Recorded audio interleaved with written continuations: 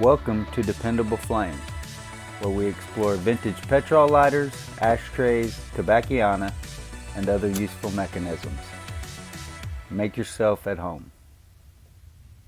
Today we are back to taking a look at these lighters, which we have determined we are going to sell, and deciding whether or not they are reliable, dependable enough to be sold as individual lighters. That is what we are all about here at dependableflame.com. That Zippo will obviously be reliable. It's brand new, it looks like. I don't guess it has ever been lit. Also, this Park lighter. It's one that's been in my collection for quite some time. Sort of generic to keep it in my collection. I don't really have anything to do with Fort Sill or Tinker Air Force Base. I do live in Oklahoma City and I was born in Tulsa, but no great romantic appeal to me on this one. It is an excellent lighter, and I think I called it a Park lighter a while ago, which it is actually marked Crestcraft, made in USA. And the insert is not marked. The insert also does not have a bottom felt pad because it had a solid foam fuel cell in it when I got it, and that was destroyed in cleaning up the lighter, so just replaced it with cotton. That is also a lighter that will have no problem working. Same goes with the Cygnus table lighter. But I believe all of the others that we have out here could benefit from having a little bit of fuel put into them. And let's just see whether or not they light right up. And if they don't, then I think we are likely to use that information to decide that if it doesn't light, that's a lighter we will sell off in one of our lots. This is the Jackson lighter. That's the way it is marked, the Jackson lighter, I believe. As soon as I get done putting fuel in it here, I'll pick that fuel screw up and show it to you.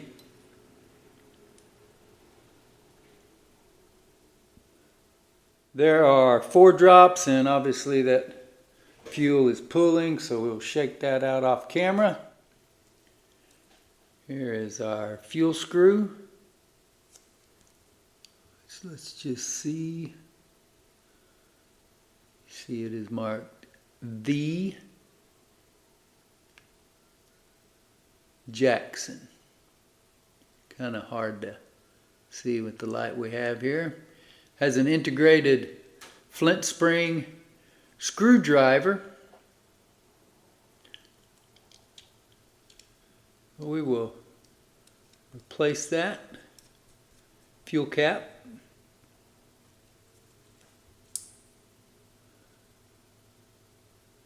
Definitely some fuel congregating there around the ignition area.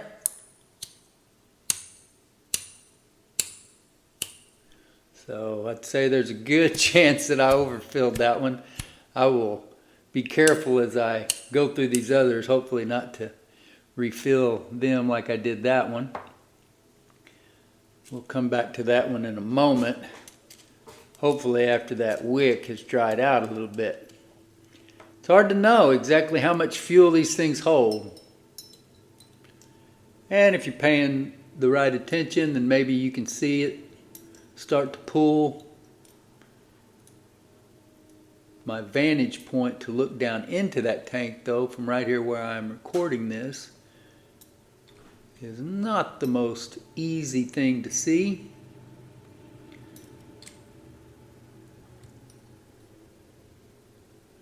Lost count on this one. That was, I believe, about 4 or 5.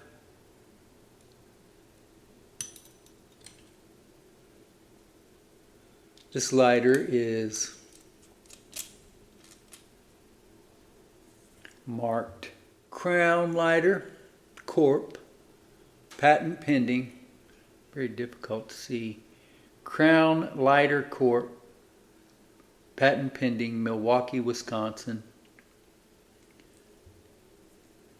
And I also felt a little bit of fuel leak out the top there on me. So I may have done the same thing with this one that I did with that one. We will let that dry out for a moment. While we're at it, we might as well just see if we can go ahead and just overfill every one of these things. Looks like that's where we're headed. Here is a Ronson standard clone, probably more about the size of a Ronson Princess.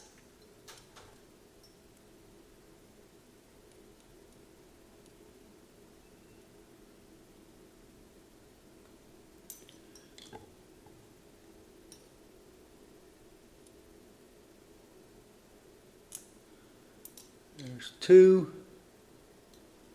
Not a real big tank.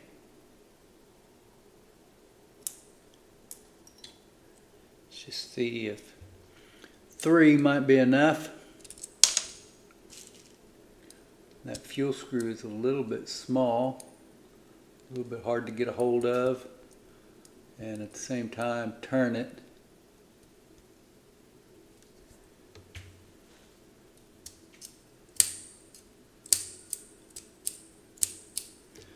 So it seems like we got good spark on this one,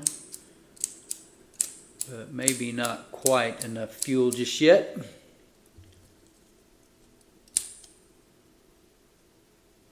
Definitely not wet. So let's drop another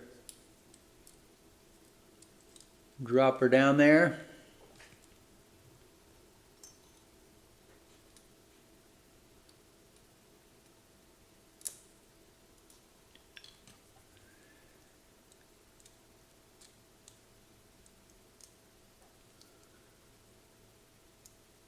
Fueling lighters is not an exact science.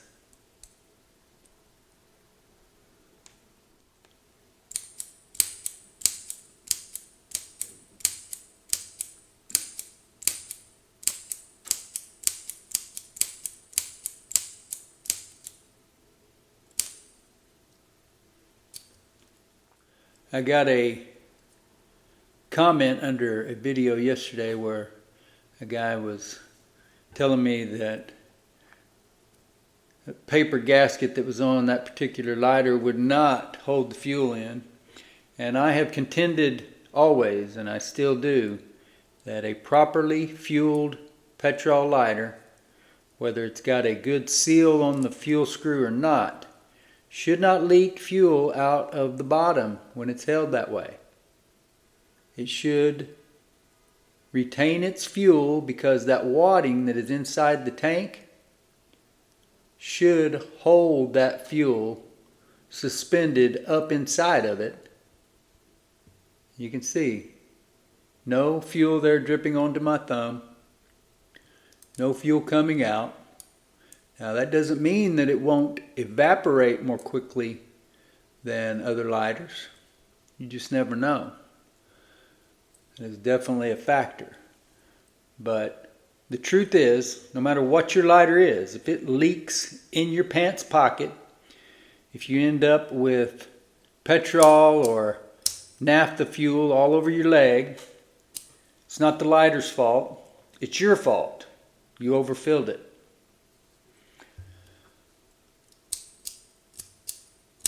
This lighter seems to have a really good spark, and at times seems like it might be really dependable. But at other times it seems like it is a 2 out of every 5 turn igniter, and that's just not good enough. We may test it out again here in a minute. But what I'm seeing right now, this lighter will probably be included in a lot to be sold and not be sold individually. Check out our two over here that we overfilled. There we got the Crown Corp. Lights right up.